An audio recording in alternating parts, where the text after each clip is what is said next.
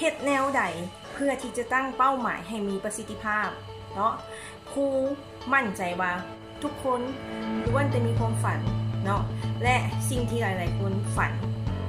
คือกันส่วนใหญ่ก็คืออันที่หนึ่งอยากมีชีวิตที่ดีขึ้นอยากมีรายได้เพิ่มขึ้นอยากมีการเงินดีขึ้นอยากมีเวียกดีขึ้นคนที่เฮ็ดเวียกก็อยากมีตำแหน่งดีขึ้นซึ่งสิ่งที่ครูว่ามานี้เอิ้นว่าเป้าหมายเนาะความฝันของเฮามันจะเป็นฝันซื่อๆถ้าเฮาบ่มีการลงมือเฮ็ด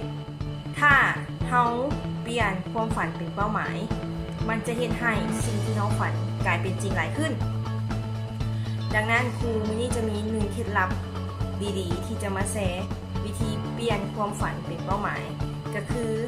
1เนาะเวลาที่ทุกคนมีความฝันหรือจินตนาการอย่างเนาะสมองเฮานี่นะมันจะคิดเป็นภาพมันจะบ่ได้คิดเป็นตัวหนังสืออ้าวง่ายๆสมมุติว่าครูบอกว่าให้คิดถึงดอกกุหลาบสีแดงทุกคนเห็นอย่างทุกคนเห็นดอกกุหลาบสีแดงแม่นบ่หรือแม้แต่ง่ายๆให้ทุกคนลองซอกหาสีดำแต่ละคนซอกหาสิ่งของสีดำเบิ่งในห้องเนาะหลังเห็นแล้วมันบอกว่ามีสีดำจากอันรับตาบัดนี้รับตาประมาณ2นาทีในขณะที่รับตาให้คิดถึงว่ามีสิ่งของสีแดงที่อยู่ในห้องจากอันมื้นตาได้บัดนี้ซอกหาสิ่งของสีแดงที่มีอยู่ในห้องเบิ่งเป็นแนวใดผลการทดสอบนี้เนาะผลการทดสอบนี้เวลาที่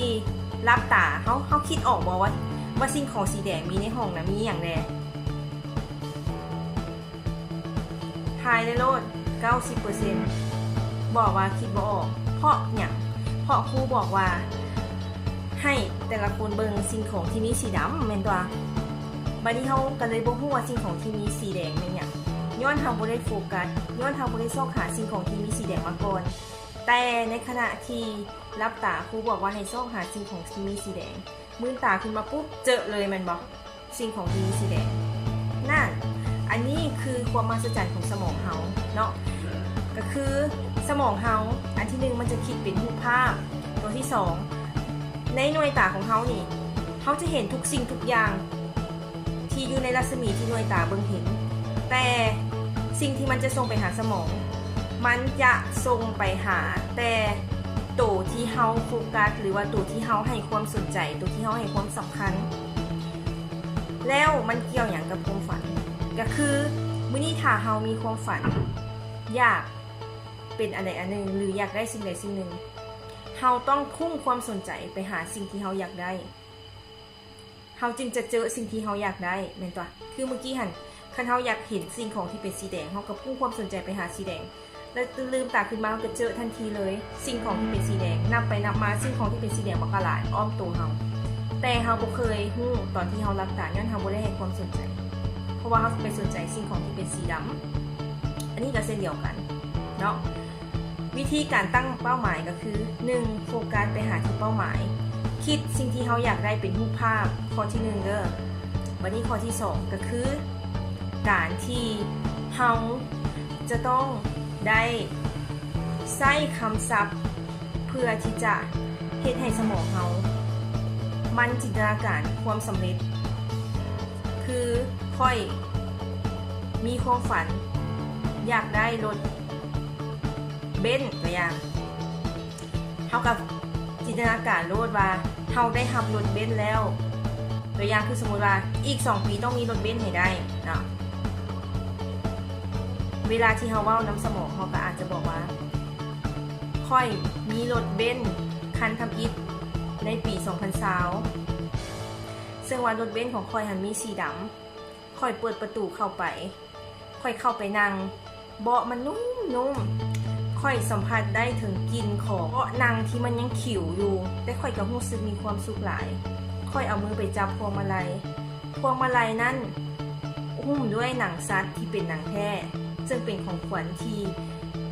ได้รับจากครอบครัวของค่อยเนาะค่อยดีใจหลายค่อย เอากระแจเสียบใส่แล้วค่อยกระขับรถออกไปพาครอบครัวไปเที่ยวมื้อนั้นค่อยมีความสุขหลาย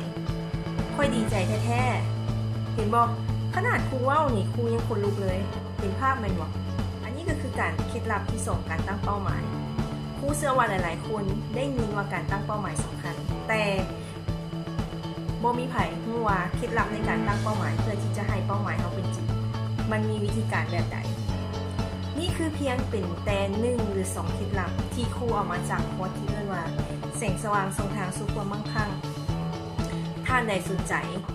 เข้ามาลงทะเบียนเรียนนำกันเนาะคอร์สนี้คุ้มค่าแน่นอนสำหรับทุกคนที่อยากเปลี่ยนชีวิตคอร์สนี้จะเหมาะสมสำหรับไผ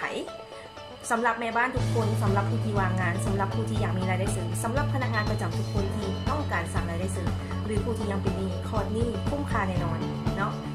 ถ้าใครสนใจก็สามารถอินบ็อกซ์มาลงกันได้เนาะครูยินดีเป็นที่ปรึกษาให้ทุกทางเนาะและถ้าผู้ใดที่ว่าอยากเจอตู่อยากมาเป็นส่วนหนึ่งอยากเจอทางลัดที่ไวกว่าการเรียนออนไลน์ก็สามารถนัดเจอกันได้เนาะครูยินดีเป็นที่ปรึกษาให้ทุกคนเนาะ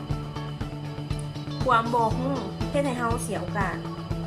และมีราคาแพงกว่าการที่เฮาจะลงทุนใส่ตัวเองมื้อนี้การลงทุนใส่ตัวเองคุ้มค่าแน่นอนครูเกตยืนยันครูเกตแสงสว่างส่องทางสร้างชีวิตลาไปก่อน